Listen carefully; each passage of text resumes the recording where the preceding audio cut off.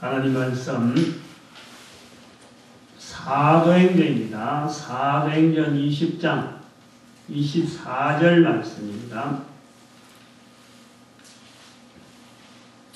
사도행전 20장 24절 말씀 한 절입니다. 다 같이 합동합니다. 시작. 나의 달려갈 길과 주 예수께 받은 사명 곧 하나님의 은혜의 복음 전가하는 일을 마치려 하면은 나의 생명을 조금도 귀한 것으로 여기지 아니하노라. 아멘. 기도드립니다. 할렐루야. 저희들을 복되게 해주시는 주님, 하나님 앞에 예배드리는 시간으로, 하나님을 인정하는 시간으로, 하나님을 인격적으로 영접하는 시간으로 저희들을 허락하여 주신 예배 시간을 통하여서 또 말씀 듣는 시간으로 하나님의 거룩한 말씀이 내 귀에, 우리 가정에, 내 직장에, 내 모든 일터에 두루두루 퍼질 수 있는 말씀 듣는 시간이 되게 해주시옵시고, 말씀이 땅에 떨어지지 아니하도록 이 말씀을 행하는 저희들이 되도록 은총 내려 주시옵소서. 감사드리옵고 예수님의 이름으로 기도드립니다. 아멘. 어제 토요일인데, 오늘 주일인데, 어제 토요일에 가면 모르는 사람이 없죠. 인터넷 장비를 관리하는 사람한테 전화를 했습니다. 저희 교회가 지금 여기에 단촐하게 열려 있습니다만, 지금 4층까지 공간이 좀 넓어요. 그래서 인터넷을 지금 홈페이지가 있고, 여기에 지금 동영상이 잔뜩 올라가 있어요. 한 700여 편 지금 올라가 있거든요. 전부 다 전도에 가는 자료들인데, 그래서 이제 그 인터넷 관리하는 매월 돈이 나갑니다. 그래서 관리하는 사람하고 계약이 돼서 관리를 하고 있는데, 어제는 제가 이제 생뚱맞게 이런 이야기를 했어요. 어제 금요일에 내가 걱정을 한 거지. 그래서 걱정한 거를 이제 어제 전화를 하면서 이랬어요.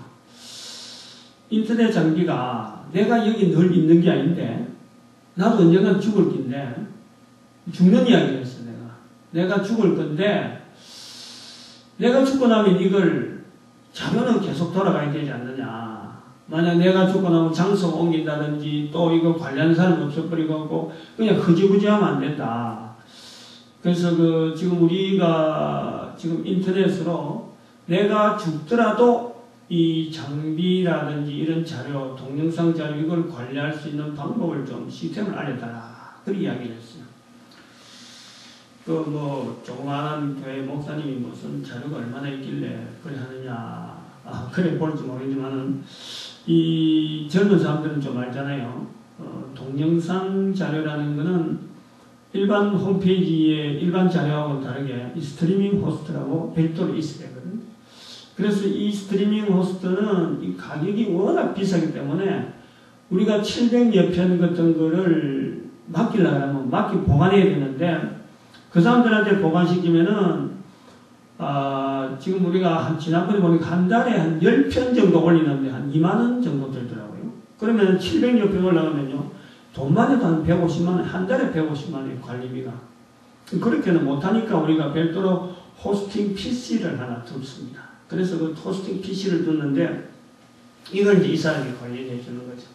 그런데 저걸 위치가 바뀌어버리면은 이제 그 주소가 안 맞는다. 그러니까 자료가 아무리 있어도 연결이 안 되고 자료를 활용이 안 되는 거예요. 그래서 내가 없더라도 이걸 관리할 수 있는 방법을 좀 말해봐라. 이제 그렇게 이야기를 했어요. 그런데 말을 하면서 내가 죽고 없더라도 그 자료를 관리할 수 있도록, 이런 말을 내가 쓰니까 살아있으면서, 살아있는 몸으로서 내가 죽고 없더라도 이 자료를 관리할 수 있도록 좀 하게 해달라. 이러니까요, 상당히 대화가요, 진지해지는 거예요. 상대방도 그냥 대충 머릿속에 계산해갖고 전화를 하는 건데, 이게 뭔가 하고 이렇게 듣지 않고, 죽어 없어질 때라도 이 자료는 돌아가야 된다. 이렇게 해놓으니까 상대방이 상당히 진지하게 듣고, 또 내 스스로가 정직해지는 거예요.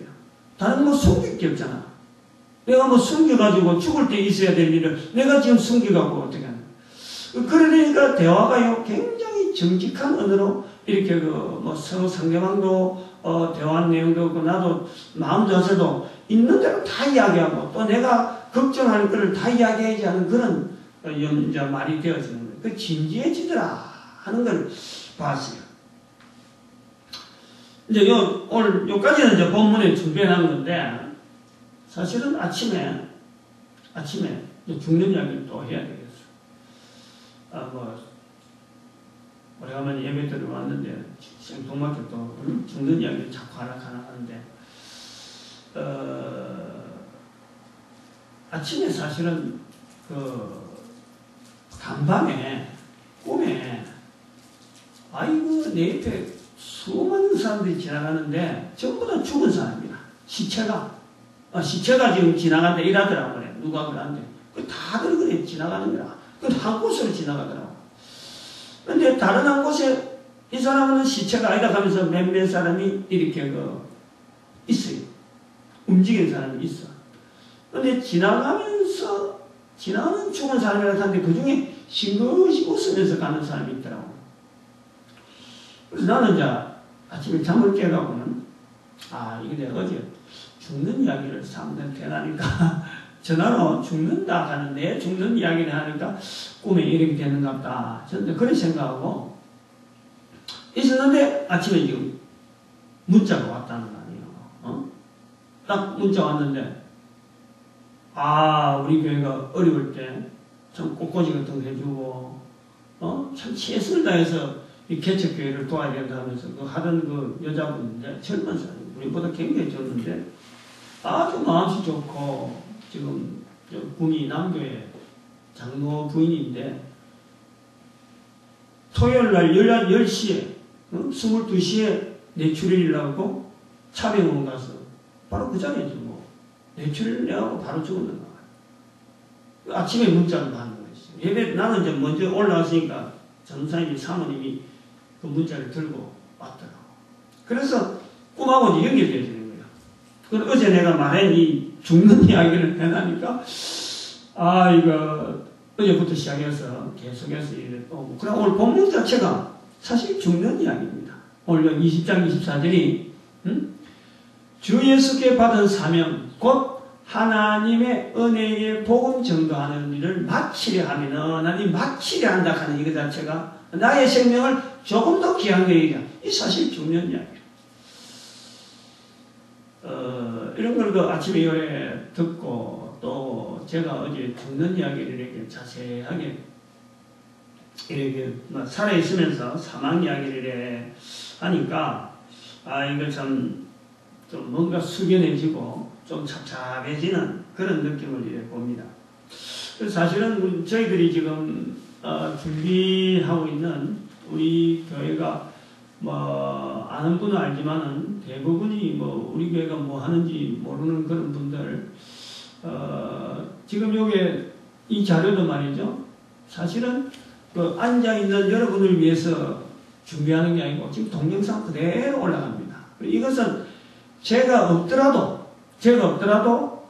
남긴 자료로서 앞으로는 이런 자료로서 시대가 필요한 그럼 우리가 준비하고자 하는 이런 내용이 앞으로 전 세계 70억의 인구를 빌립보서 2장 9절에서 11절에 말씀하시는 대로 모든 사람의 무릎을 예수 그리스도 앞에 무릎 꿇게 하는데 이 자료가 앞으로 성령님께서 쓰시는 데에 쓰임받길 바라는 그런 마음으로 준비하는 거예요. 그러니까 오래전부터 죽을 준비는 이미 하고 있는 거죠. 하고 있는 중에 어제 말을 내가 했고 또 그런 소식들이 아침에 계속 지금 말 한마디 한 것 때문에 그러는지 모르지만 지금 소식들이 죽는 이야기로 가득 지금 차 있는 그런 분위기입니다.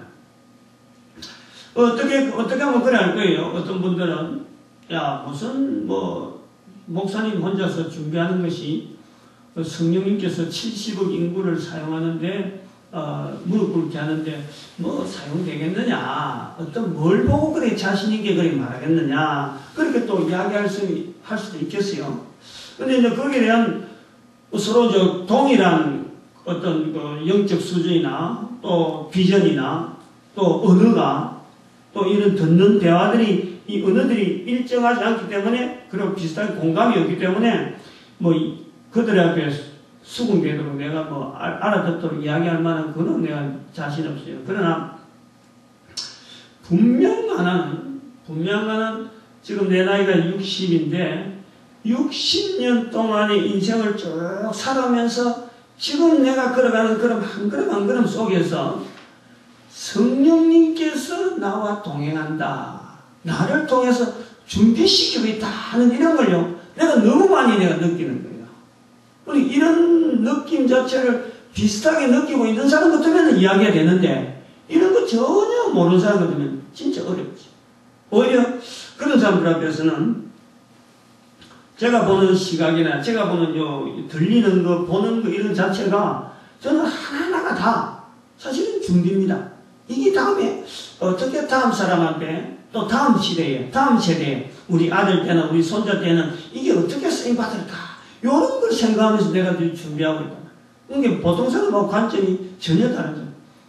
다그만 거 하나라도 내가 해놓으면은 이게 다음 사람하고 그리고 이 성령님께서 쓰시는 일에 이게 이렇게 쓰임건가 기대를 하면서 준비하고 혹시 나중에 안 쓸지는 모르지만 그런 기대 속에서 성령님께서 쓰시길 바라고 전 세계 70억의 인구를 참 무릎 꿇게 하는데 이 쓰임받기 바란다 하는 그런 식으로 준비를 한단 말이에요. 그러다 보니까 주변의 사람들은 좀 힘이 들죠.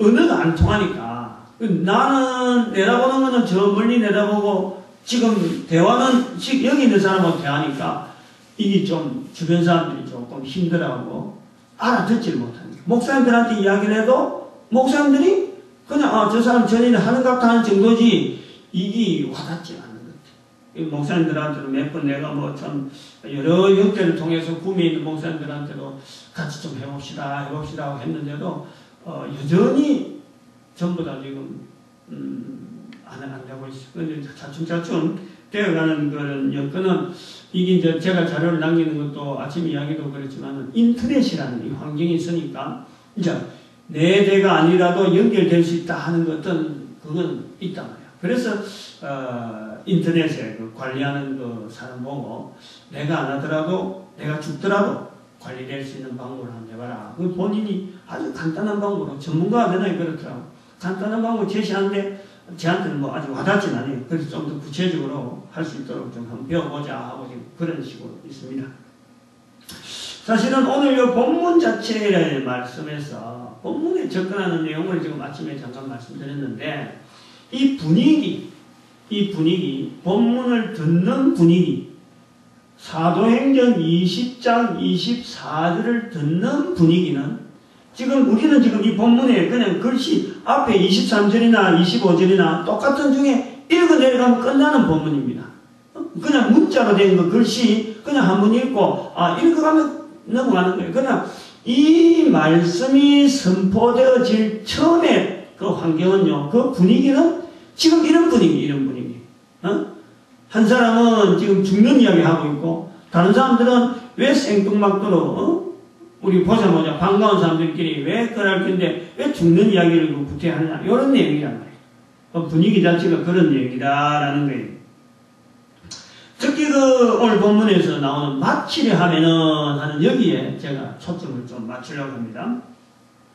20장 24절을 다시 한번 읽어보면은 나의 달려갈 길과 주 예수께 받은 사명 곧 하나님의 은혜의 복음 증거하는 일을 마치려 하면은 나의 생명을 조금도 귀한 것으로 여기지 아니하노라. 지금 사도 바울은 3번의 전도 여행을 지금 마치고 예루살렘으로 가고 있는 거죠.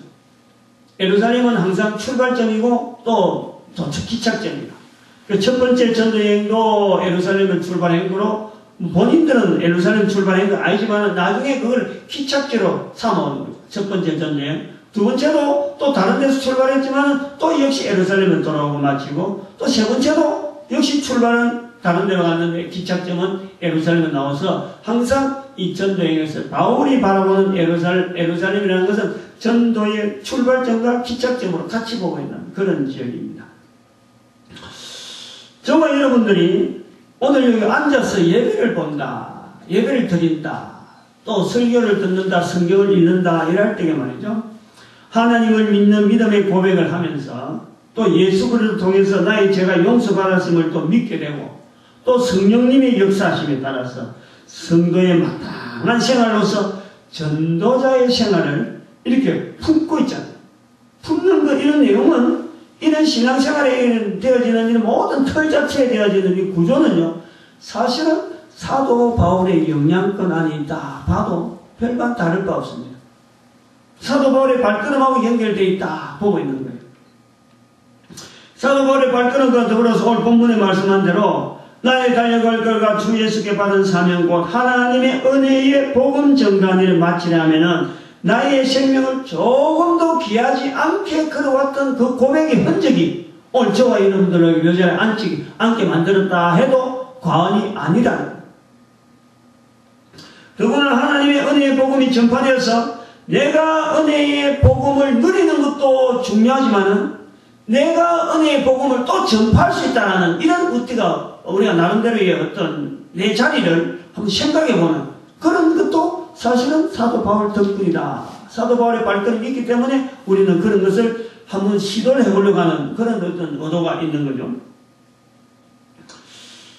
본문 말씀 중에서 사도 바울의 고백 중에 하나님의 은혜의 복음 전가를 마치려 하면은 여기는요, 이제 뭐 일이 어떤 그 처음 시작점이 있고 마칠 점이 있어가지고 마칠 때가 이제는 이제 일이 다 됐다. 예를 들어서 뭐 지금 농사철이 됐기 때문에 뭐 고구마를 캔다. 그러면 고구마 순 다 뺐으니까 이제는 마칠 때가 됐다. 그러면요, 그건 누구든지 압니다. 마칠 때.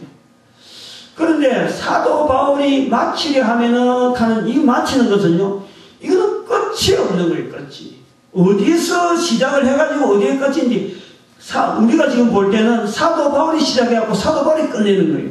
근데 자기가 마치려 하면은 하는 것은요, 누가 이제 마칠 때가 됐다라는 것을 알아들어서 마치는 것이 아니고, 이 사도 바울이 마치려 하면은 하는 것은 여기는 바로 자기 생명이 다 하더라도, 내가 죽음이 있어서 이걸 끝을 내더라도, 잠시하면 내한테 죽음이 온다 하더라도 하는 이런 마치려 하면은 하는 것은 죽음이라고 하는 것이 와야만 끝이 나는 그런 마치는 거예요.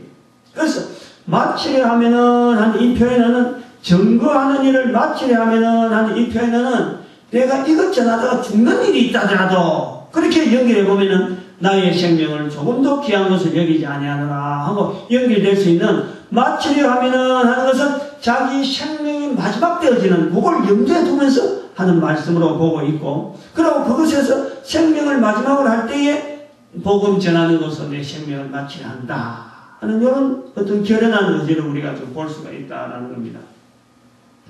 목숨을 거론한다. 사도 바울이 하는 일 중에서 지금 우리가 본문에서 말씀을 가지고 볼 때는 사도 바울이 자기의 목숨을 걸고 지금 하나의 지금 사역으로 지금 보는 것이 복음 전가하는 일, 주 예수께 받은 사명, 곧 하나님의 은혜의 복음 전가하는 일, 이거 자체를 자기 생명하고 딱 결부시키고 있는 하나의 사역이다. 이래 보고 있는 표현이 마치려 하면은 속에 우리가 숨겨져 있다. 이래 봅니다. 우리가 사도 바울의 삶을 한번 살펴볼 수가 있습니다. 사도 바울의 삶에 크게 두 가지 하나의 분기점이 있어요. 사도 바울의 삶에. 하나는 뭐냐니까, 우리가 사도행전 9장에서도 나옵니다만 사도 바울도 불리기 전에는 예수 그리스도 예수는 일절 존칭이 없습니다. 오히려 예수를 그리스도라고 부르는 자들에 대해서 한사코 그야말로 죽이려고 하는, 아주 뭐 기가 펄펄 살아있는 그런 자세로 보는 것이 우리가 사도 바울에서 보는 거예요. 절대 사도가 이 예수에 대해서 홍적으로 될 수 없는 그런 사람으로서 스데반을 죽인데도 제일 앞장서서 자기가 그거다 같아 해가지고는 오히려 정인의 자리, 내가 여기서 정인하니까 너희들은 마음껏 돌 던져서 죽이라, 내가 하나 책임진다 하는 그런 쪽으로 정인이 되는 자리로서 사도 바울 앞에 옷을 던져놓는 그런 것에 아주 대단한 사람이에요. 그런데 이런 사도 바울이 사도행전 9장에서 예수를 그리스도라 전하는데 변화됐다는 거죠. 바뀌었다. 사도 사울이 사도 바울로 바뀐 사건은 사도 바울에게서 아마 큰 중요한 어떤 사건 중에 하나가 아닌가 그래 보고 있습니다. 그래 보려고 하는 거죠. 그거는 누구라도 아마 부인하지 않을 거예요. 사울에서 사도 바울로 바뀌는 그 사건은 예수를 그리스도라고 인정하는 사람을 죽이려는 사람이 바로 예수를 그리스도라는 일에 자기 생명을 던진다는 거예요. 그런 어떤 변화된 삶을 우리가 하나 볼 수 있고, 그 다음에 두 번째 사건은 우리가 뭘 볼 수 있냐면은 이걸 우리가 간과하면 안 되는데, 사도 바울이 복음을 전하는 중에서 복음 전하는 대상이 바뀌었다는 거예요. 복음 전하는 대상. 그 사건을 우리가 보려면 사도행전을 아주 여러 군데를 뒤져봐야 되는데, 원래 사도 바울은 예수를 그리스도라고 전하는 것에 대해서 알아들을 수 있는 서로 대화가 통할 수 있는 내용은 누구냐 하니까 구약을 아는 사람들, 그리고 유대인들에 대해서만 예수를 그리스도로 인정하는 데에 아마 자기가 초점을 맞췄을 거예요. 왜냐하면 다른 사람들은 예수를 그리스도라고 증거하려고 하면 구약의 내용을 알아야 돼요. 왜 예수가 그리스도냐? 그리스도라는 의미는 뭐냐? 유대인들이 왜 이 그리스도 때문에 이렇게 참 기대를 하고 참 지금도 그리스도라고 기다리는데 왜 하필이면 예수냐? 라고 하는 이런 내용을 가지고 대화를 하려면 유대인밖에는 될 수가 없다는 거죠. 구약 성경을 모르면 이거는 적용이 안 되는 거예요. 접근이 안 되는 거예요. 대화가 안 되는 거예요. 어떻게 시작해서 뭘 꺼내가고 저 사람들하고 대화를 할 거냐? 끝이 안 나는 내용이에요. 그러니까 사도 바울도 그걸 알기 때문에 예수를 그리스도라고 증거하기로 작정한 이상에는 철저하게 구약을 바탕으로 해가지고 구약 성경을 바탕한 유대인들에 대해서만 예수를 그리스도라고 증거하는데 타당하다라고 아마 방향을 잡았을 거예요. 그런데 이건 이제 복음을 전하잖아요. 첫 번째 전도여행, 두 번째 전도여행, 세 번째 전도여행 하면서 전도를 하는데, 첫 번째 전도여행을 하면서 원래는 안디옥이라고 하는 안디옥이 이제 두 군데 있는데, 하나는 저 밑에 있는 안디옥이 있고 바로 위에 있고, 그 다음에 저 위에 있는 또 하나 더 있는 비시디아 안디옥이라고 또 있는데, 이 비시디아 안디옥이라는 곳에 가서 전도를 하는데 그런 일이 생기는 거예요. 유대인들의 회당에 들어가서 유대인들에게 복음을, 성경을 아는 유대인들에게 예수는 그리스도라고 증거를 하고 있는데, 유대인들이 한자꾸 안 봐달라고 하는 거예요. 자꾸 방해하고, 자꾸 자기 전도하는데 나와서, 해방 놓고 이런단 말이에요. 그래서 이 사도 바울이 여기서 이제 선포를 합니다. 사도행전 13장 46절에 바울과 바나바가 담대히 말하여 가로되 하나님의 말씀을 마땅히 먼저 너희에게 전할 것이로되, 이 표현을 하고 있어요. 먼저 너희에게 전할 것이로되 너희가 버리고 영생에 합당치 않는 자로 자처하기로 우리가 이방인에게로 향하노라. 이방인에게로 향한다는 거예요. 그럴 때 여기 사도 바울이 그냥 이걸 갖고 선포한다고 해서 무조건 선포하는 게 아니라 말씀을 하나 인용합니다. 이사야서 49장 6절 말씀을 인용합니다. 내가 너를 이방의 빛을 삼아 너로 땅 끝까지 구원하게 하리라. 사도 바울이 자기 스스로가 이사야가 선포하는 것, 이사야 49장 6절의 말씀에 선포하는 그 내용이 자기 거로 받아들이는 거예요. 이거는 내가 지금 처한 환경에 따라서 하나님께서 나로 말미암아, 나로 인하여서 이 말도 통하지도 않고 예수를 그리스도라고 전하는데, 이 그리스도란 말 뜻도 모르어야 돼. 이런 사람들 앞에 예수를 그리스도로 전하는 자로 나로 몰아가는 하나님의 방법이 유대인들에게 계속 공격당한다는 거지. 들어야 될 유대인들이 듣지 않고 이 유대인들이 공격해서 나로 하여금 마침내 전하긴 전해야 되는데 유대인들이 자꾸 공격하니까 할 수 없이 나로 하여금 이제는 이방인을 향하는데, 바로 이방인을 향하는데 마침 성경에, 이사야 성경의 말씀에, 이사야 49장의 성경에 이방의 빛을 삼는다 하는 말씀이 있으니까 이 말씀을 딱 붙잡고 내가 그러면은 이방에 향해서 나가야 되겠다라고 결정하는 사건이다. 그래서 사도 바울은 원래는 유대인들에게 하려고 작정했던 그 전도에 대한 예수를 그리스도라고 알리는 것에 대해서 작정했다가 하도 반대하는 것 때문에 밀려가지고 이방인에게 전하는 거예요. 바로 이 이방인에게 전하는 것 때문에 오늘 우리가 이 사도 바울로 인해서 그 빛을 받아서 참 사도 바울이 걸어갔던 걸음의 영향을 그대로 고스란히 받으면서 우리도 사도 바울처럼 삶을 살고 싶다 하는 그런 기대를 가지게 되는 계기가 되는 거죠. 그리고 이 사건 이후로 이제 공식적으로 유대인들을 복음을 전하던 자세에서 완전히 돌아서서 이방인에게 전하니까 유대인들이 더 미워하는 거예요. 전에는 그 유대인 중에서 예수는 그리스도라 그러니까 그리스도를 왜 십자가에 못 박았느냐고 자꾸 책임을 묻으니까 거기에 질려가지고 뒤로 물러가던 유대인들이 이제는 이 하나님의 그리스도, 즉 말하면 유대인들이 바라던 그 그리스도를 유대인들에게 전가하지 않냐고 오히려 이방인들에게 전가하니까 유대인들은 더 화가 나는 거예요. 여러분들은 이런 어감을 잘 모를 거라. 우리는 잘 모르죠. 우리는 잘 모를 거라. 우리가 만약에 우리가 한번 예를 들면 이래요. 예니까 이제 이런 이야기라. 만약에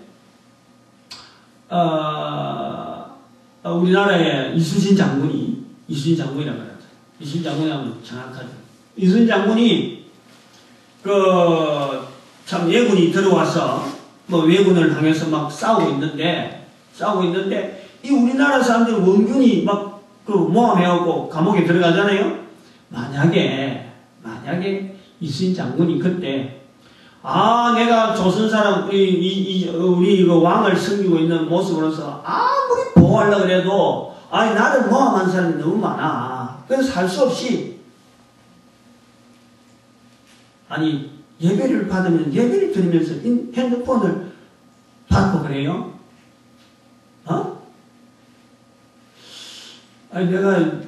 저는요 굉장히 아까 대화가 다르다 그랬잖아요.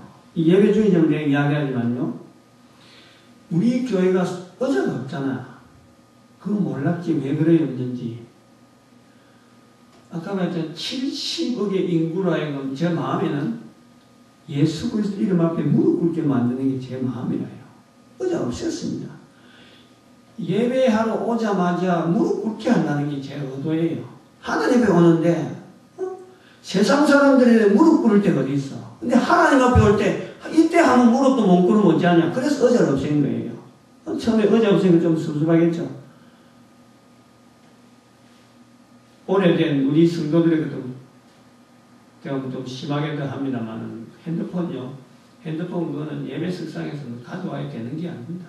주일날은 저는 아예 예배 핸드폰을 아예 제 옆에 오지도 않고 요런 하나님에 대한 우리가 하나님을 믿는다 할 때요. 하나님을 믿을 때 내가 달라지는 자세에 대한 내 몸에 여러 가지 붙은 습관들을 우리가 한번 살펴봐야 돼요. 무조건 교회만 간다고 해서 설교 듣는다고 해서 하나님 믿는다 이런 건 착각이라 착각. 절대 그건 조심해야 되는 거예요. 지금까지 제가 한 번도 못 본 행동을 봤기 때문에 제가 지금 아주 그겁니다.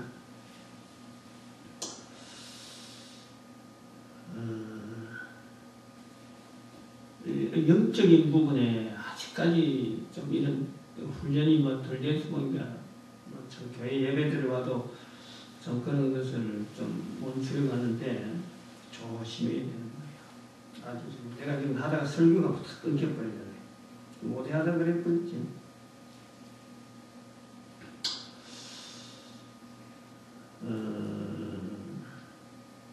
어디하다 그랬는데 내가 좀 감이 안 잡고 원고에 없는 내용을 진행해보겠다. 이순신 장군. 그 봐요. 이거 중요한 거예요, 지금. 여러분들이 이걸 말이죠. 사도 바울이 이방인을 향해서 간다는 이 자세를, 이거 내용을 말이죠. 그럼 사도 바울이니까 가면 가고 말면 말고, 요래 돼버리니까, 우리가 이런 부분에 대한, 현장에 대한 이런 부분이, 응용이 굉장히 약한 거예요. 예를 들어 이수진 장군이 우리나라 사람들을 위해서 그렇게 싸우다가 뭐 모함당하고 막 그러잖아요. 그러면 아이고 내가 차라리 이란이 차라리 일본 편에 서가지고 한번 했다. 만약 그래 봐봐요. 어떻게 했어요? 우리나라 사람들이 이수진 장군을 지금처럼 취급하겠어요? 절대 그럴 수가 없어요. 여러분들은 이 유대인들과 이방인의 이거 자를 잘 모르니까 좀 그럴 수가 있죠. 사도행전이나 또 복음서에 유대인들이라는 자리와 이방인이라 하는 그 자리는요, 이거는 우리로 치면은 옛날 치면 양반 상노 그 정도보다 더한 거예요. 소위 말하면 아주 심한 양반집에서 상놈이 있는 사람하고 교류를 안 하는 거예요. 그것보다 더 심하다니까. 같은 동족도 안 하고 노예에 들어가는 거예요. 근데 그 이방인을 향한다 그러면서 양반이 바라는 소위 말하면은 왕이면 왕 이런 사람을 그리스도를 너희들이 기다리라, 이방인들이 기다리라 하니까 유대인들이 화가 들끓죠. 그렇게 그때부터는 죽이려고 하는 거예요. 죽이려고. 바울이 가는 데는 무조건 돌로 쳐서 죽이려고 해요. 그래서 사울 바울이 많이 맞습니다. 돌에 맞아 죽는 것도 당하고, 그때부터 이제 돌에 맞아 죽는 게 나오는 거예요. 돌에 맞아 죽기도 하고, 여러 가지 퇴장도 40에 하나 가만 39개나 퇴장을 5번이나 만나가고 여러 가지 죽을 고비, 못 먹어서 먹고 하는, 그렇게 살아가는 거예요. 이런 이런 전도 여행을 3번에 한단 말이에요. 3번에. 그러다가 이제 세 번째. 이제 큰 사건은, 사도 바울에게 있어서 큰 사건은 하나는 예수를 부인하고 있다가, 또 반대하고 있다가 예수를 증거하는 자리에 들어간 거하고, 그 다음에는 이 전도하는 대상자가 이방인을 향했다. 이거는 큰 변화입니다. 큰 변화. 그것 때문에 자기가 전하면서 죽으려고 하는 그런 형편이 들어간단 말이죠.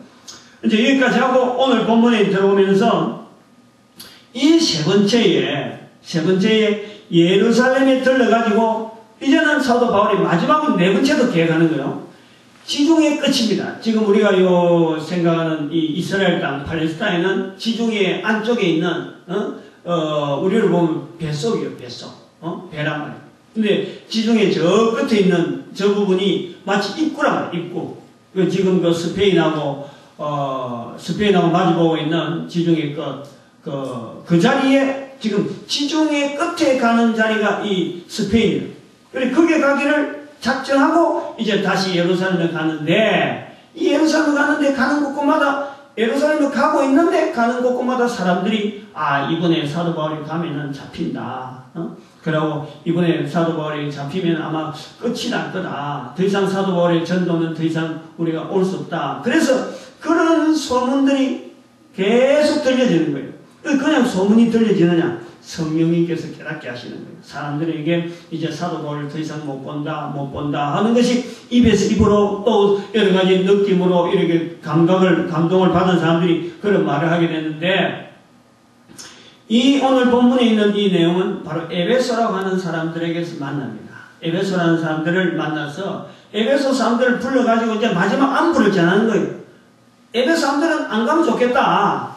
들려오는 소문마다 이건 당신 가면은 반드시 잡혀서 다시 못 본다 그러는데, 전도도 못 한다 그러는데, 안 갔으면 좋겠다. 그럴 적에 사도 바울이 하는 거예요. 나의 달려갈 길과 주 예수께 받은 사명, 곧 하나님의 은혜의 복음 전가니를 마치려 하면은, 우리가 이런 표현을 들을 때, 한 사람의 전도자로서, 참 어떻게 보면 예수님을 알리는 한 사람의 전도자로서 그 삶의 마지막을 내다보면서 하는 말. 내다볼 수 있다는 것도 그렇습니다만, 자기가 참 평소에 전도하면서 주변에서 대우받고, 아이고 참 큰 목사님 오셨다, 큰 사도가 오셨다, 큰 참 하나님의 그 사역자가 오셨다라고 대접받는 환경에서 온 사람 같으면요, 이런 말이 나올 수가 없습니다. 늘 가면은 자기를 구박하고, 자기를 핍박하고, 죽이려고 하고, 그런 사람들 속에서 어쩌면 한 톨 한 톨 미꾸라지 세듯이 여기 조금 움직였다가 저기 조금 움직였다가 보잘것없는 인생이에요. 보잘것없는 인생. 아무도 사도 바울을 인정해주지 않는, 그러나 단순히 성경에 기록되어 있으니까 우리가 사도 바울의 발걸음이 굵은 듯이 보이지만 그 당시의 상황을 보면요, 유대인들이 바라보는 눈으로 보면은 완전히 이거는 자기들한테 안 잡히고 죽이려고 아무리 해도 안 잡히는 미꾸라지와 같은 거예요. 응? 아무도 인정해주지 않는 거예요. 그런 삶을 살아가면서 남기는 이 표현에서 나의 달려갈 길과 주 예수께 받은 사명, 곧 하나님의 은혜의 복음 전가하는 일을 마치려 하면은 하는 이런 음성을 남긴다. 이런 음성. 그러니까 이 표현의 이 말씀의 어떤 무게감, 어떤 중대한 어떤 분위기, 그 상황 자체는 23절, 25절 그 사이에 있어서 지나가는 듯이 읽어버리면은 이거는 정말 참, 그냥 한번 글자 한 두 줄 문장은 읽는다 이런 정도밖에 안 되는데, 여기서 나오는 우리가 사도 바울 이후로 영향을 미치고 오늘날 우리에게까지 영향 오는 이런 어떤 전체적인 분위기를 볼 때, 그걸 볼 때 내 자세를 어떻게 하면 접근할 수 있는가 하는 것을 한번 우리가 생각해 보는 거예요. 그래서 여기서 마치려 하면은, 하는 마치려 하면은, 다시 하면 생명을 바친다. 내 목숨을 바친다. 이런 부분을 우리가 참 평소에 죽는 이야기를 할 수 있다라고 할 때, 이런 이야기를 평소에 좀 준비를 해줘야 되지 않겠느냐. 내가 죽는다. 내가 죽을 것이다. 내가 죽게 되면 어떻게 해달라. 어떻게 해달라. 뭐 이런 이야기를 평소에 듣는 게 안 좋겠느냐. 지난번에 제가 반 매스컴의 미디어 중에서 제가 참 제일 마음에 안타까운 부분이 뭐냐니까, 영향 있는 사람이 지금도 있겠지만 혹시 이런 이야기 듣고 어떻게 또 생각할지 모르지만 인터넷에 올라가는 이 내용은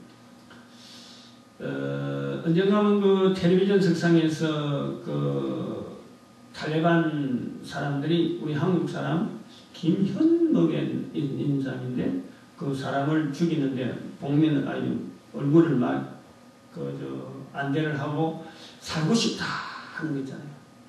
살고 싶다. 근데 그 사람이 그냥 간 것이 아니고 전도사라 하는 이름으로 갔는데, 그 텔레비전 상에서 나오는데 살고 싶다. 결국은 이제 시체로 우리한테 돌아왔지만, 참 그런 걸 보면서 내 나름대로 참 책임을 느끼는 것 자체가, 나도 내가 만약 저런 자리에 가면은 내가 저 소리 나올까 하는 걱정을 하는 거예요. 응? 평소에 자기의 죽는 자리를 생각하지 않고 어떻게 그 험악한 자리를 갈 수 있을까? 적어도 그렇게 생명의 위협을 느끼는 자리에 갔으면은 내 생명의 마지막 때에 내가 남길 말에 대해서 자기가 할 말을 준비를 해야 되는데, 이 준비를 못하고 그런 자리에 갔다는 것에 제가 늘 그 영상 자체가, 다른 이름도 잊어버려가는데 그것이 늘 영상에 남아있는 거예요. 살고 싶다, 살고 싶다. 제발 나를 좀 살려달라 하는 것을 묶인 채로, 뒤로 묶인 채로 얼굴만 딱 가리고 했는데 결국 시체로 돌아왔는 거죠. 그게 우리 소위 말하면은 하나님을 믿는다 하는 이 참 성경책을 들고 주일날 되면 예배 현장으로 가고 입으로 찬송을 부르고 가는 이 모든 사람이요, 그 음성 듣는 거하고 오늘 여기 복음의 말씀에 복음 전가하는 일을 마치려 하면은 나의 생명을 조금도 귀한 것이 여기지 않느라, 이 말씀을, 이 두 가지를요 우리는 같이 들어야 돼. 근데 내가 어느 편에 쓸 건가 말이야. 어느 편에 서서 내가 준비를 해야 되냐. 계속 살 사람은 아무도 없어요. 언젠가는 목숨을 끝나야 돼. 내가 목숨을 마지막으로 마칠 때, 다시 말하면 우리 성도들이라고 하는 이 자리가 무게가 있는 거예요.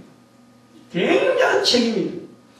사도 바울이라서 책임이 있는 것이 아니라, 아까도 말했지만 사도 바울도 그 당시에 보면은, 상황을 보면은 유대인들에게 죽지 않고 살기 위해서 돌에 맞아 있지만은 그래서 살려고 일어나는 거예요.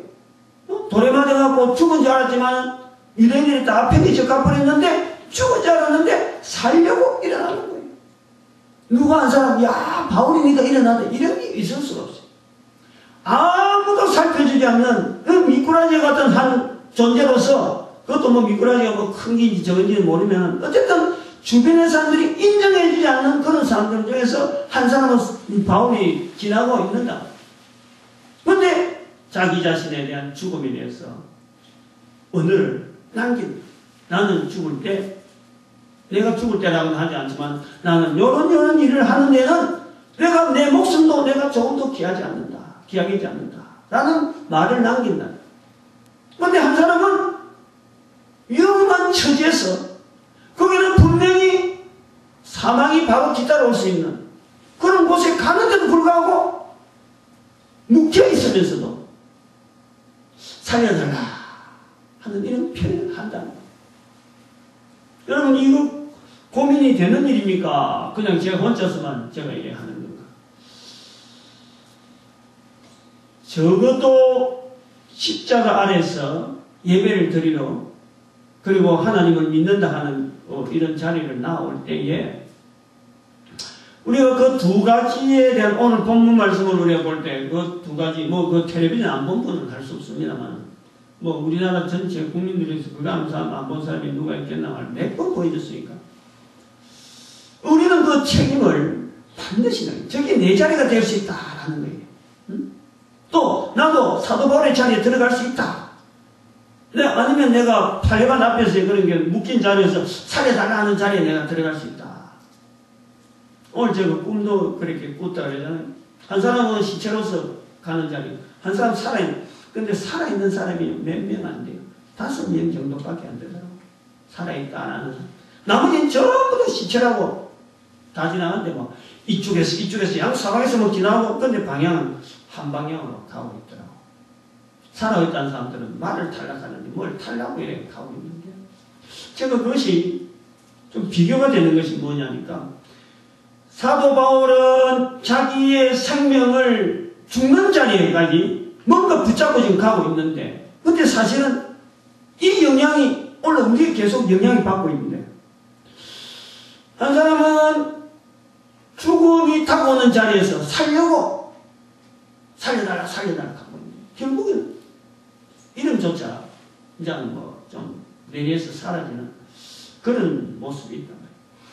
우리 성도들이라고 하는 것은 책임을 있어야지.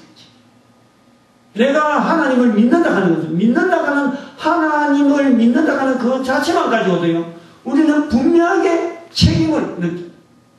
내 한 사람의 존재 자체가 하나님을 믿는다 하는 그거 하나가요. 그냥 단순하게 나는 이렇게 지나가고 사도 바울은 그렇고 큰 교회 목사님은 큰 교회 목사님이니까 큰일하고 작은 교회 목사님은 별볼이 없는 목사니까 별볼이 없는갑다. 이렇게 얘기할 것이 아니라 내 한 사람이 하나님을 믿는다. 내 한 사람이 예수님을 구주로 섬긴다. 예수님을 구주로 맞이한다. 그리스도로 내가 믿는다. 라고 할 때는 내 가지고 있는 생명과로 연결해서 나는 그러면은 예수 그리스도와 연결해서 어떤 죽음에 내가 준비할 것인가? 내 마지막에 있어서 내가 믿는 예수 그리스도와 나는 어떤 관계를 맺어서 내 죽음에 대한 자세를 나타낼 것인가? 이거는 준비를 평소에 되어 있지 않으면요. 뜻밖의 되어진 사건 앞에서 내가 절대 그런 말이 안 나옵니다. 사도 바울이 이 20장 24절을 표현하기 위해서 맨날 며칠을 대본을 나눴고 가사를 준비하고 이렇게 된 게 아닙니다. 지나가는 말 속에 있는 거예요. 지나가는 말 속에. 평소에 생각하고 있었다는 거죠. 아까 그 대화를 우리가 영상을 통해서 볼 때 오늘 교회 위치를 저는 연결해 보는 겁니다. 과거의 교회는 오래된 교회, 지금부터 한 2000년 전의 교회는 사도 바울처럼 그야말로 예수 그리스도 이름을 복음 전가하는 일에서는 교회라고 하는 이름 자체가 없어진다 하더라도 예수 그리스도 이름을 전가하는 일에는 얼마든지 던질 수 있다라고 할 수 있는 그런 모습이 있다면 오늘날에는 복음 전가하는 일에 생명 던지는 교회가 없다는 거예요. 아주 중요하게 표현하는 거예요. 교회가 지금요, 교회가 찾아온 사람도 없어요. 오늘 여러분들, 우리 교회 처음 오시는 분들은 좀 대단한 발걸음이에요. 어떻게 이 구미에, 사람들이 오도 가도 않는 이런 교회에 여러분들이 와게 되는 일이 아주 귀한 거예요. 여러분들의 그 발걸음이 아주 귀한 거라고. 귀한데 아까 그런 모습 보이기 때문에 내가 좀 화가 나서 그랬지. 발걸음 없었던 귀한 겁니다. 지금요, 교회를 찾아가는 발걸음이 없어요. 왜냐? 일반 사람들이 왜 교회를 피하느냐? 원리는 간단해요. 교회가 피 흘리는 데를 피하니까. 교회가 복음 증거하는 데 피해버리니까 일반 사람들이 피 흘리는 데를 피하는 교회는 이건 교회가 아닌 거예요. 그런데 이거는 지금 올바른 교회 모습이 아니라는 거예요. 그래서 피하는 거예요. 저는 분명히 그걸 진단하고 있는 거예요. 그게 결국은 알고 보면은 성도인 내 한 사람의 분명한 자세하고 관계가 있는 거죠. 절대 무관한 게 아닙니다. 절대 무관한 게 아닙니다. 우리 교회, 아까도 말씀했죠. 우리 교회가요, 한때 제법 상당한 사람들이 많았어요. 많았어요. 지금 4층에도 사실 이거보다 더 큰 공간이 있어요. 장비, 연전, 열어가지고 분위기 보면요. 여기만 해도 여기만 있는 게 5층의 절반이 우리가 쓰는 거예요. 4층에는 이 절반보다 더한 공간을 우리가 갖고 있어요. 왜 의자를 없애버렸냐? 의자가 있잖아요, 옆에. 의자가 있잖아요. 쓰던 의자가 있습니다. 뭐 처음부터 없앤 게 아닙니다. 전도해가지고 나이 많은 60, 그때 70이 안 된 노인이야, 남자. 처음 교회로 간다고 딱 교회로 왔는데 제가 이제 앞에서 예배 인도한다고 해서 방을 하나 빌려줬어요. 옆에 잠자라. 노숙 가지 말고 와서 예배 드리라 하고 이제. 그런데 내가 앞에 준비하고 있는데 첫 번째, 두 번째 의자가 여기 딱 앉으면서 하는 자세가 다리를 탁 위에 탁 얹는 거예요. 봐봐요. 여기 보라니까. 의자가 있으니까 다리를 두 다리 가지런히 나누는 것도 아니고 다리 한 다리 놔고는 한 다리 위에 탁 걸치는 거예요. 뭐 걸치는 자리 있잖아요. 내가 그것을 아까 핸드폰 본 것도 내가 탁 반응이 나오지만은 내가 그걸 딱 보더만은 의자 이거는 절대 이건 하나님 앞에 섬기는데 이거 바른 자세가 아니다. 제가 그 다음 주일날 바로 없애버렸어요. 주일날 그래가지고 월요일날 바로 없애버렸어요. 의자 다 없애버렸어요. 이렇게 하나님을 한 번도 불러보지 못한 사람이 교회 와가지고 하나님 앞에 왔다고 하는 예배드린 첫 자세가 이거는 그 의자를 걸터앉는 저런 자세로 갖고 보이는 게 갖고는 절대 그게 올바른 신앙에 들어갈 수 없다. 그래서 의자를 없애버린 거예요. 이게 좀 독특한 거지. 우리 교회만 그렇다는 게지 뭐 다른 교회 다 그렇다는 건 아니니까 의자를 꼭 앉아야 되는 분들은 뭐 다음에 이제 또 교회를 찾아가면 되겠죠.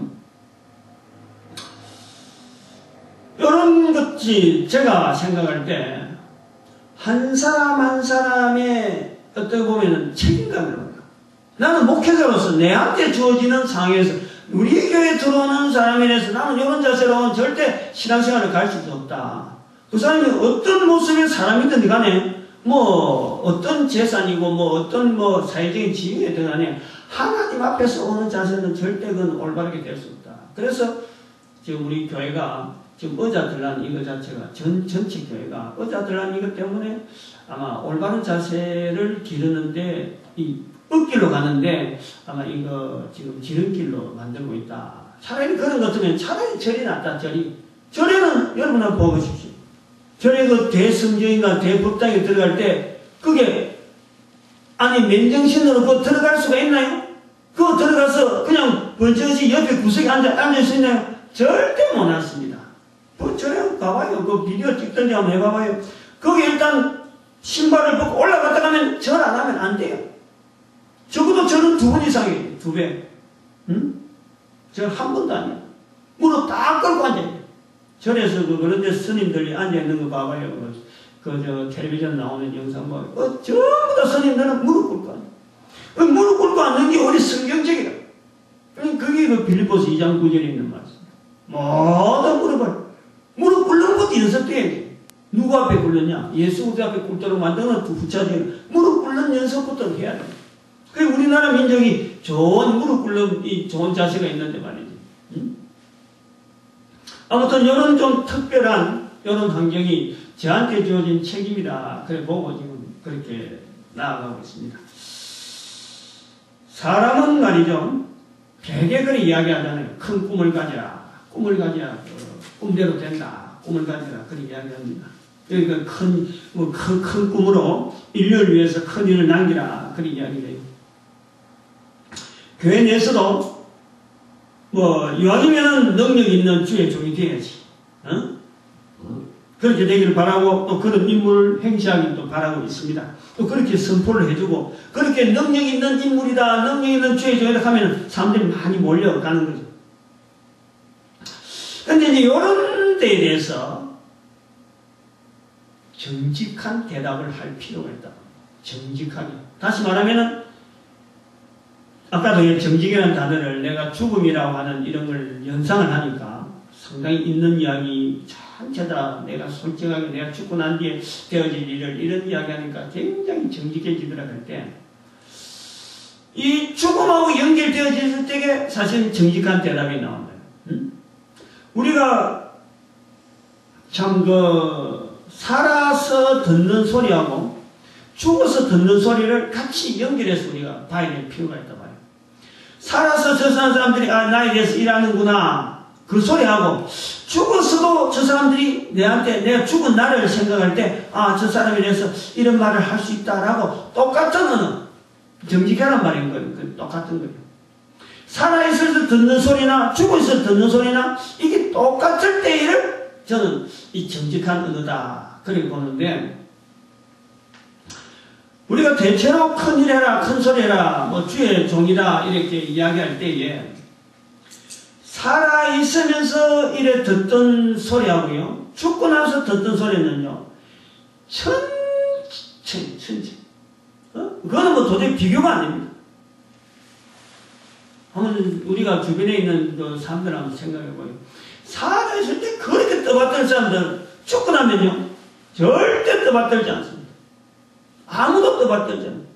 제가 대충 큰 사람 우리나라 사람들도 있습니다만 중국의 진시황이라든지 나폴레옹이라든지 알렉산더 로마 황제 시전 한번 들려봐봐요. 살았을 적에 꾸준하게 듣던 이야기들이 죽어서도 꾸준하게 그 이야기를 그 사람 앞에 보여줄 수 있느냐 들려주느냐 오히려 산 사람들이 이용하는 거죠. 후대 사람들이 어떤 사람이 살았을 때 이런 말 했다 내가 이용하는 거예요. 이용. 그러면서 그 사람들은 실질적으로는 그 사람들에 대한 인격이라든지 표현들은 형편없는 표현으로 우리가 합니다. 그런데 사도 바울은요 봐봐요. 죽은 지 2000년이 지났잖아. 2000년이 지났지만은 여전히 우리는 사도 바울의 걸음을 우리는 사모하고 있어요. 살아있을 때 수없는 곤욕과 멸시를 당하고 후손도 없는 총각입니다. 늙은 호렙이지 호렙이. 그래 지냈지만은 사도 바울을 통해서 수많은 믿음의 후손들이 더욱 전도자들이 절거이 사도 바울의 반열에 서려고 우리는 애를 쓰고 있는 것을 우리는 알잖아요. 그걸 우리가 몰라주면 누가 알겠어요? 우리는 그 사도 바울의 자리가 성경에 나오는 수많은 인물들이 있지만은 직접적으로 성경을 읽는 직접적으로 우리의 영향받는 사람은요 사실은 사도 바울이에요. 예수님이라든지 하나님은 바로 우리의 믿음의 대상이지만 영향은 사도 바울에게 직접적으로 받고 있는 겁니다. 이제 여기서 우리가 오늘 본문이라든지 모든 성경의 내용을 정리해야 돼. 내 것으로 만들어야 돼. 하나님 정리하는 이런 마지막 시간을 가졌는데 나이가 들면 지금 젊은 분도 있고 나이 든 분도 있습니다만 나이가 들면은 자녀들에게 뭔가 남겨주려고 해요. 남겨주려고. 그래서 30, 40대는 50대까지만 되더라도 어쨌든 자기 앞가림 하려고 애를 쓰는데 60대가 되어 보니까 자녀들에게 뭘 남겨주지 하는 이런 계산을 하고 있는 거죠. 자녀들에게. 그래서 어버이로서 흔적을 지금 보이려고 합니다. 내가 부모로서 살았다 라는 것을 자녀들에게 남겨주려고 하는 어버이로서 흔적을 지금 보이려고 한다. 이걸 보고 있는데 보통 사람들이 빈손으로 와서 빈손으로 간다라고 말을 합니다. 그런데 빈손으로 왔지만은 가지고 가는 것이 있다라는 것을 가지고 갈 수 있다라는 것을 하나의 우리가 어떤 전제를 명제를 하나 만들어놓고 우리가 이야기를 한다고 볼 때에 가져갈 수 있는 것이 있다 라면 뭘 가져가느냐? 자녀들에게 남긴 흔적, 자녀들에게 남긴 업적, 뭔가 기릴 수 있는 내용, 그 사람의 이름이라고 하는 이런 흔적이 결국에는 우리가 볼 때 그 사람이 가져가는 것이 아닌가 하고 우리가 가져갈 수 있다라는 명제 속에서 하나의 우리가 열 수 있다라고 볼 수 있습니다. 그래서 그런 걸 볼 때 돈을 많이 남긴다. 그래서 자녀들로 하여금 부자 되어 살게 하는 거, 이 가능한 일이죠. 그래서 돈을 갖고 간다라고도 볼 수 있다는 거예요. 남겼으니까. 흔적이 있으니까. 그런데 그게 돈이라고 할 때 이게 얼마나 갈까 할 때는 의문이 생깁니다.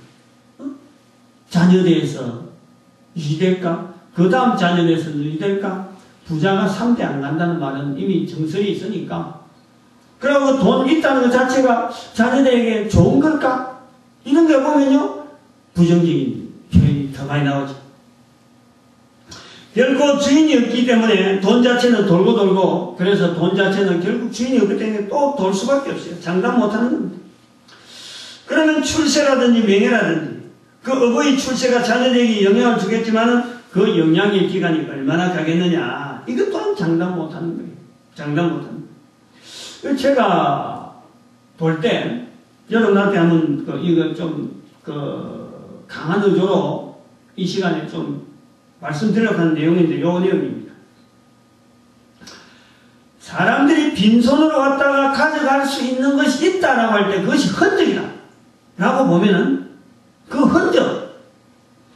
흔적으로서 제가 보는 사람이 빈손으로 왔다가 빈손으로 가는 것이 아니고 흔적을 남기는 것으로서 그 사람이 가지고 가는 것이라 하는 그 명제에 우리가 볼 때에 가장 확실하게 가져가고 가장 큰 업적으로 남을 수가 있다.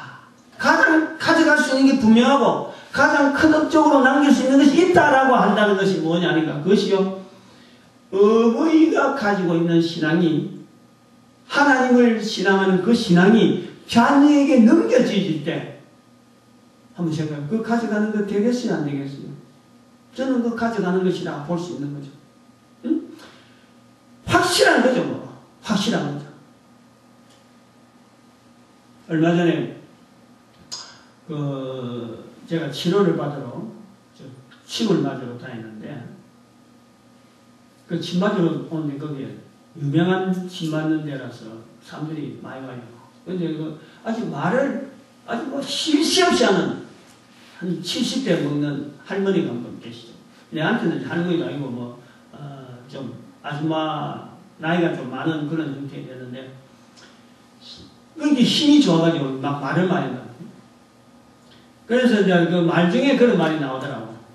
자기는 절에 나가는데, 뭐 보살 스님 뭐 모르는 사람이 어떡하고 막 그런 정도로 막 절에 대해서 아주 막 화나다 하면서 그러는 거예요.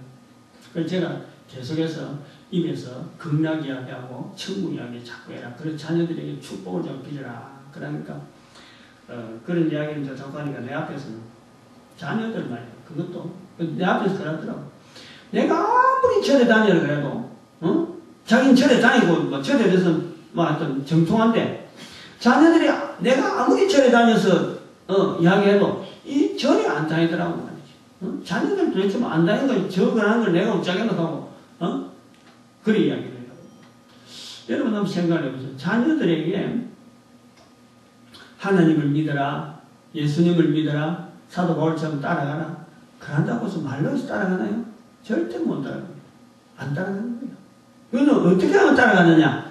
삶이 보여질 때, 내 살아가는, 부모로서의 살아가는 삶이 그렇게 살아가면 따라가지는 거예요. 그대로 가는 거예요.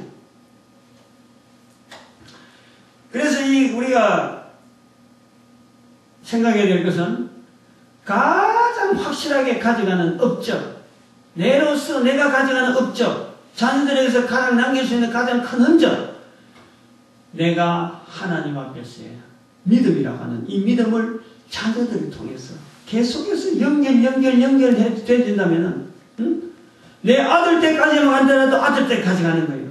근데 그 아들 때까지 가는 게 또 손자까지 간다. 손자까지 가는 거예요. 손자에서 또 손자 간다. 증손자 가는, 고손자 가는 거예요. 이 대가, 믿음의 대가 계속 이어지면은 결국에는 내가 흔적을 남기는 거예요. 사도 바울이 남기는 모습이 우리 그런 모습을 본단 말이에요. 근데 이걸 우리가 하나의 여러분들 앞에 주어지는 분명한 과제고 또 이것을 하나의 여러분한테 강조하는 거고 하나 더 요구하는 게 있습니다. 하나 더 요구하는 게 뭐냐면 자기를 만드신 하나님을 의지하는 것이 신앙이라 하는 단어로서 우리가 가장 크게 남기는 것이라 하는데 이거보다 더 큰 것이 있다는 거예요. 더 큰 것. 우리가 남길 수 있는 가장 큰 것은 내가 하나님에 대한 믿음을 보여줘서 자녀들이 그 믿음을 따라오는 것이 가장 크다고 볼 수 있는데 이거보다 더 큰 것이 있다. 더 큰 것이 뭐냐니까 자녀들의 신앙을 자녀들이 성령님의 도구로 쓰임받는 거예요. 성령님의 도구. 이거는 좀 차원이 다릅니다. 아까 그는 부모의 신앙을 통해서 자녀들에게 신앙이 연결되어지는 것으로 있다 보면은 다시 한번 부모의 신앙을 통해서 부모가 성령님에게 인도되어지는 삶을 자녀들이 받아들이고 자녀들의 삶이 성령님에 인도되는 삶이 되어지도록 연결하게 하는 좀 어려운 표현인지 모릅니다. 당장의 신앙도 한 단계가 좀 안 된다 싶은데 그까지 되겠나 싶은데 어쨌든 그 두 가지가 있다는 우리가 남길 수 있는 가장 큰 것이라고 할 수 있는 것은 바로 부모의 믿음을 통해서 자녀에게 연결되어지는 것이 우리가 남길 수 있는 하나의 큰 업적으로 남기자, 그걸 삼자 라는 것이고 그보다 더한 것은 나를 통해서 성령님의 도구로서 성령님이 쓰신 도구 이거는 영원한 상급하고 관계되어지는 하나님 앞에 주어지는 상급하고 관계되어지는데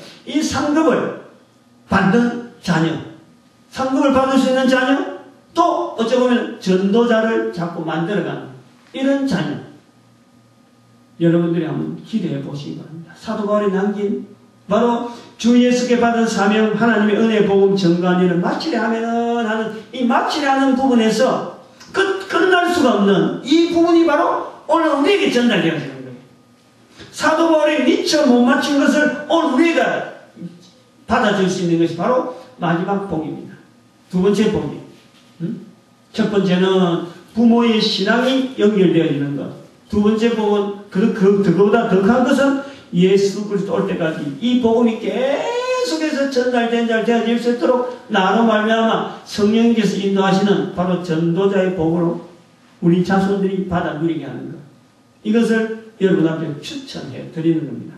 여러분이 삶이 아무것도 못 가져가는 것이 아니고 남길 수가 있다는 거죠. 자손들에게 분명히 전달해 줄 수 있는 그런 분명한 업적을 우리는 둘 수 있다는 거예요. 소망을 가지시고 분명히 여러분들의 그 마지막에 자녀들에게 남기는 유산 중에 하나가 이런 고백이 되어지길 바랍니다. 부모로서의 걸어가는 걸음 속에서 자녀들이 가장 귀하게 남길 수 있는 내가 남길 수 있는 너희들에게 줄 수 있는 것 중에 하나가 바로 내가 하나님을 어떻게 믿었다. 너희들도 이렇게 믿을 수 있기 바란다는 그런 마음을 가지고 자녀들이 따라올 수 있도록 그렇게 만들어주는 것은요 엄청난 유업입니다. 그리고 그보다 더한 것은 바로 우리의 걸음을 통해서 자녀들의 걸음을 통해서 다른 사람이 전도자의 걸음을 걸을 수 있도록 성령님의 인도하심에 우리가 쓰임받는 거예요. 이 두 가지 사도 바울의 걸음을 통해서 사도 바울이 미처 다 하지 못한 그 마친 후에는 마치려 하면은 하면서 다 마치지 못한 우리 일 하나가 남아있다면 바로 그 일이다 보는데 그 일이 바로 저와 여러분을 통해서 나타나길 바라고 또 그 일이 우리 대한민국을 통해서 나타나길 바랄 때에 70억의 인구가 소망이 있다고 봅니다. 그런 소망을 위해서 준비되어지는 것이 우리가 이 남긴 자료들을 보고 여러분들이 협력하길 바라고 또 우리 대한민국 사람들 모두가 다 하나님 앞에 축복받는 그런 걸음으로 걷는데 여러분들이 분명히 쓰임받길 간절히 바랍니다. 기도드립니다.